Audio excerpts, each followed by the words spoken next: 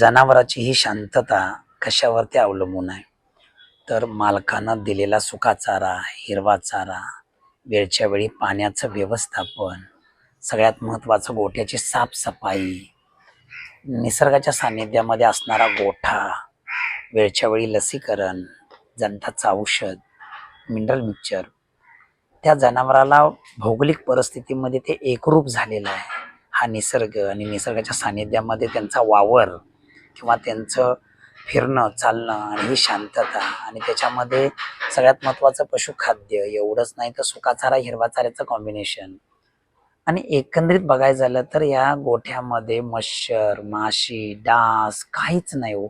वरती फॅन सुद्धा दिला नाही, इतकं ब्रश सुद्धा दिलेला आहे, म्हणजे इतकी सेवा केलेली आहे की जणू काय खरोखरच इतक्या समाधानाने या भेटले. ह्याचा रिझल्टच आहे आणि जनावराच्या या शांततेमुळेच आपल्याला कळतं की जनावर किती शांत आहे.